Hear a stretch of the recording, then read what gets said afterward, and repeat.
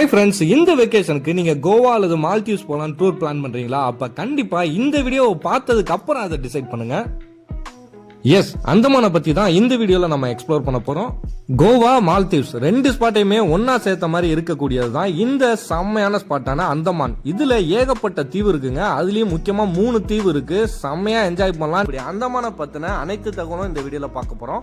So அதுக்கு முன்னாடி சேனலை சப்ஸ்கிரைப் பண்ணி வீடியோக்கு ஒரு லைக் கொடுத்துருங்க. வாங்க வீடியோக்குள்ள போலாம். ஃபர்ஸ்ட் அந்தமானை எப்படி ரீச் பண்ணலாம்னு பார்க்கலாம். அந்தமானோட கேபிட்டல் வந்து போர்ட் பிளேயர். அங்கதான் வந்து ஏர்போர்ட் இருக்கு. அந்த ஏர்போர்ட்டோட நேம் வந்து வீர சாவர்கர் இன்டர்நேஷனல் ஏர்போர்ட். சென்னை ஏர்போர்ட்ல இருந்து அந்தமானுக்கு கிட்டத்தட்ட 1300 கிலோமீட்டர் தூரம் வருங்க. ஸோ 1 மந்த்துக்கு பிஃபோராவே நீங்க வந்து ட்ரிப் பிளான் பண்ணிட்டீங்கன்னா ஃபிளைட் டிக்கெட்டை நீங்க 5000-6000க்குள்ளவே நீங்க வந்து பட்ஜெட் ஃப்ரெண்ட்லியா டிக்கெட் புக் பண்ண முடியும்.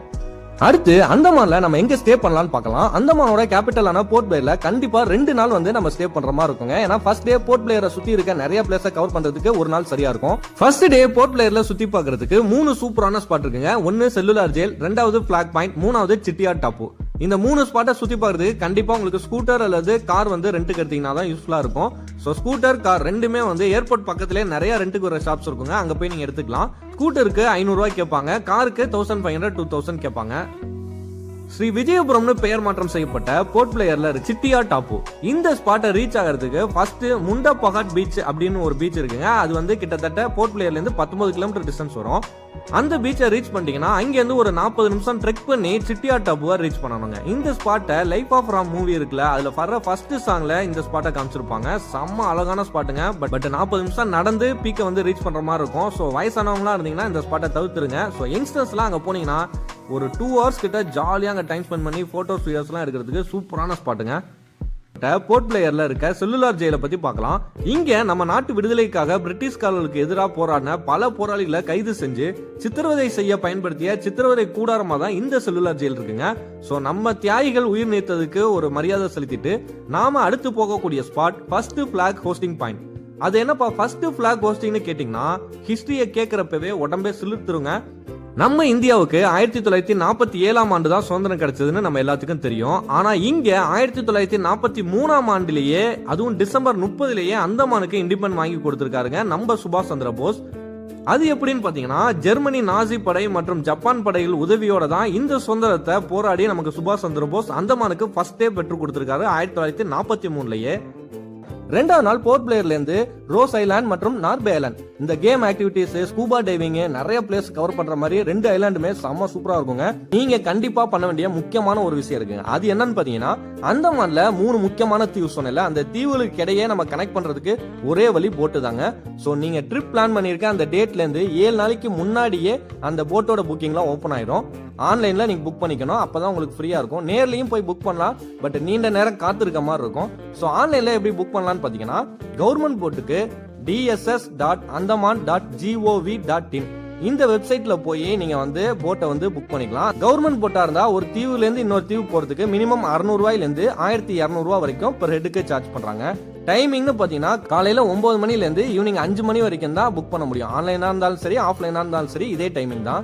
இப்ப பிரைவேட் போட்டை எப்படி புக் பண்ணலாம்னு பாத்தீங்கன்னா www.bookmyboat.com இந்த வெப்சைட்ல போயிட்டு நீங்க ஆன்லைன்ல பிரைவேட் ஃபெரி போட்டை வந்து நீங்க புக் பண்ணிக்க முடியும். பட் கவர்மெண்ட் போட்டோட இது கொஞ்சம் ஜாஸ்தியா இருக்கும். அமௌண்ட் 1200 மினிமம்ல இருந்து 3000 வரைக்கும் ஒரு தீவுல இருந்து இன்னொரு தீவு போறதுக்கு பெர் ஹெட்டுக்கு சார்ஜ் பண்றாங்க.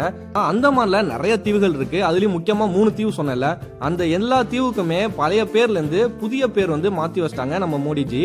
சோ பழைய பேர்ல இருந்து புதிய பேர் என்ன மாத்தி இருக்காங்க நீங்க தெரிஞ்சுக்கிட்டாதான் வந்து யூஸ்ஃபுல்லா இருக்கும்.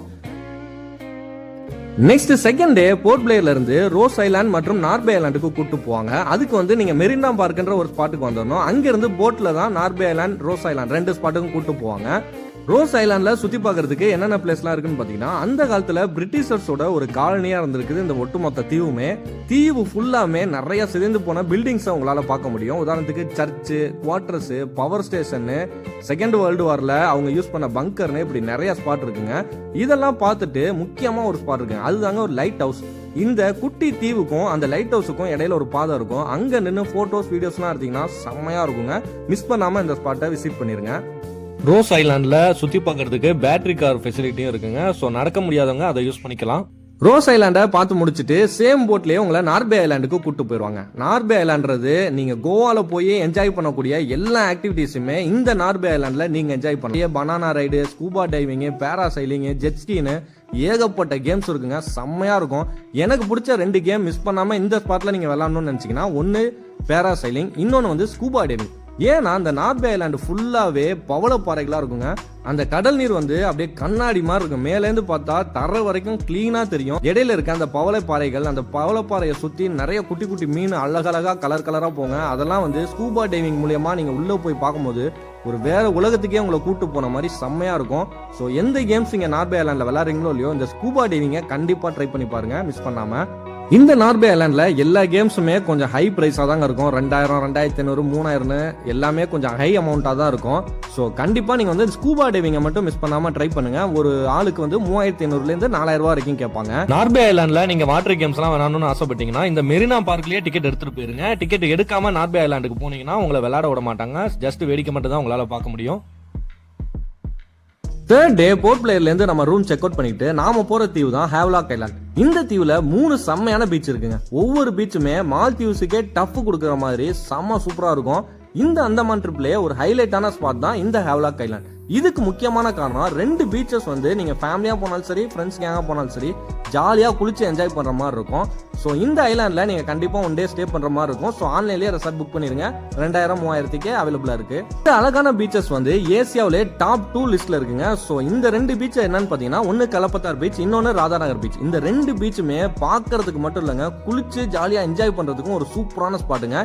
இதுக்கு 2 முக்கியமான காரணம். ஒன்னு வந்து மணல் வந்து ஒயிட்டா இருக்கும், தண்ணி வந்து லைட் ப்ளூ கலர்ல இருக்கனால நீங்க குளிக்கும் போது உங்க கால் பாதத்தை நீங்களே பார்க்கலாங்க, தண்ணிக்குள்ள எவ்வளவு ஆழத்துல இருந்தாலும். ஸோ அவ்வளவு கிளியர் அண்ட் கிறிஸ்டலா இருக்கும். நீங்க ஃபேமிலியா போய் ஜாலியா எவ்வளவு நேரம் வேணாலும் குளிச்சு என்ஜாய் பண்ணலாம். டைமிங் ரெஸ்ட்ரிக்ஷன் எதுவுமே கிடையாதுங்க. ஸோ ஆழத்துக்கு மட்டும் போகாம கொஞ்சம் கரைக்கு முன்னாடியே நின்று சேஃப்டியா குளிச்சு என்ஜாய் பண்ணுங்க. இந்த 2 பீச்லயுமே சன்ரைஸ் மற்றும் சன்செட்டை பார்க்கறதுக்கு ரொம்பவே அழகா இருக்குங்க. அது இல்லாம ஹேவ்லாக் ஐலாண்ட்ல நீங்க சுத்தி பார்க்கறதுக்கு கண்டிப்பா பைக் தேவைப்படும். ஸோ தேவைப்பட்டுச்சுன்னா இந்த வெப்சைட்ல போய் நீங்க புக் பண்ணிக்கோங்க. இந்த ஹேவ்லாக் ஐலாண்ட்ல 3வது பீச் எலிஃபன்ட் பீச். இந்த எலிஃபன்ட் பீச்சை ரீச் பண்றதுக்கு 2 வழி இருக்குங்க. ஒன்னு ராதாநகர் பீச்ல இருந்து எலிஃபன்ட் பீச்சுக்கு ஃபெரி போட்ல போலாம். அது வந்து பெர் ஹெட்டுக்கு 1000 ரூபீஸ் கேட்பாங்க. இன்னொரு வழி இருக்குங்க. ராதாநகர் பீச்ல இருந்து ரோட் வழியா ஒரு 4 கிலோமீட்டர் வந்தீங்கன்னா எலிஃபன்ட் பீச் ட்ரெக்கிங் பாயிண்ட்னு ஒரு ஸ்பாட் வரும். அங்க இருந்து நீங்க வந்து ஒரு அரை மணி நேரம் அந்த காட்டுக்குள்ள நடந்து போனா போதும் எலிஃபன்ட் பீச்சை ரீச் பண்ணிடலாம். நான் முன்னாடியே சொன்ன மாதிரி நார்பே ஐலாண்ட்ல என்னென்ன கேம் ஆக்டிவிட்டிஸ்லாம் இருக்கோ எல்லாமே அப்படியே இங்கேயும் இருக்குங்க. பட் நார்பேவோட கம்மியான அமௌண்ட்ல இங்க வந்து நீங்க என்ஜாய் பண்ண முடியும். ஸோ எந்த கேமுமே மிஸ் பண்ணிடாதீங்க. முடிஞ்ச அளவுக்கு எல்லா கேம்ஸையுமே கவர் பண்ணி ஜாலியா 1 டே ஃபுல்லா என்ஜாய் பண்ணிட்டு வாங்க. மினிமம் ஒரு 2000, 1000, 1500 இந்த மாதிரி ரேஞ்சில் தான் இருக்கும். டோட்டலா ஒரு 5000 ரூபாய் per ஹெட்டுக்கு இருந்தா போதும். இந்த எலிஃபன்ட் பீச்ல ஜாலியா எல்லா கேம்ஸுமே என்ஜாய் பண்ண முடியும். 4வது நாள் நாம போகக்கூடிய ஸ்பாட் தான் நெயில் ஐலாண்ட். இந்த நெயில் ஐலாண்ட்லயும் 2 பீச்சஸ் வந்து ரொம்ப ஃபேமஸ்ங்க. ஒன்னு பரத்பூர் பீச், இன்னொன்னு லக்ஷ்மன்பூர் பீச். பரத்பூர் பீச்ல நிறைய வாட்டர் கேம் ஆக்டிவிட்டிஸ்லாம் இருக்கும். உங்களுக்கு டைமிங் பட்ஜெட் இருந்துச்சுன்னா ட்ரை பண்ணுங்க. இல்லனா லக்ஷ்மன்பூர் பீச் போயிட்டு நேச்சுரல் ராக் ஃபார்மேஷன் செம்ம ஃபேமஸ்ங்க. இங்க நீங்க போட்டோஸ், வீடியோஸ்லாம் எடுத்துட்டு கொஞ்ச நேரம் டைம் ஸ்பெண்ட் பண்ணிட்டு இந்த நெயில் ஐலாண்ட்ல இருந்து டைரக்டா போர்ட் பிளேயருக்கு போட்ல போயிருங்க. அங்க போயிட்டு நீங்க ரிட்டர்ன் ஊருக்கு வந்து ஃபிளைட் டிக்கெட் புக் பண்ணிருப்பீங்களா, அந்த டைமிங்க்கு தகுந்த மாதிரி பார்த்துட்டு நீங்க வந்து ஜாலியா அந்த ட்ரிப்பை முடிச்சுக்கலாம். ஃபைனலா அந்தமானுக்கு ஏஜென்சியோட ஹெல்ப் இல்லாம ஓனா ட்ரிப் பிளான் பண்ணிட்டு வர்றவங்க இப்போ ரெட்டுக்கு ஃபிளைட் டிக்கெட் இல்லாம 20,000 இருந்தா நீங்க ஜாலியா என்ஜாய் பண்ணலாம். இந்த வீடியோல சொன்ன எல்லா தகவலும் உங்களுக்கு பயனுள்ளதா இருந்துச்சுன்னா எங்க சேனலை சப்ஸ்கிரைப் பண்ணிட்டு வீடியோக்கு ஒரு லைக் போட்டுருங்க. நெக்ஸ்ட் வீடியோல பார்க்கலாம். Tata, bye by.